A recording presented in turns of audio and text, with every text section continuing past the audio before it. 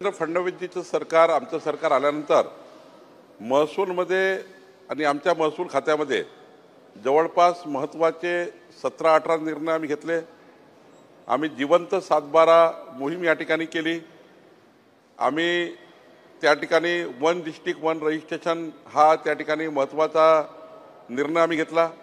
आणि आता तर माननीय देवेंद्र फडणवीसजींनी आम्हाला सूचना दिल्या आहेत की या राज्यामध्ये तुकडेबंदी कायद्याची त्या ठिकाणी सुधारणा करा। महाराष्ट्रामध्ये 1 गुंठा जमीन सुद्धा आता रहिवासी क्षेत्रामध्ये तुकडेबंदी नियमामध्ये आम्ही त्या ठिकाणी सुधारणा करतो आहे। म्हणजे 1 गुंठा सुद्धा जमिनीचा तुकडा पाडता येईल रहिवासी क्षेत्रामध्ये। हा कायदा आम्ही अधिवेशनात आणतो आहे। आणि सोबतच या अधिवेशनामध्ये वन स्टेट वन रजिस्ट्रेशन हाही आम्ही विचार करतो आहे। एका राज्यामध्ये कुठल्याही जिल्ह्यातलं कुठेही रजिस्ट्रेशन होऊ शकेल हाही आम्ही विचार करतो आहे।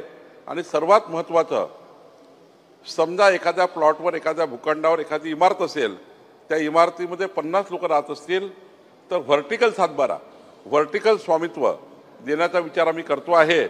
आणि हा आत्तापर्यंतच्या महसूल खात्याच्या वाटचालीमध्ये सर्वात मोठा व्हर्टिकल 7/12 निर्णय होणार आहे।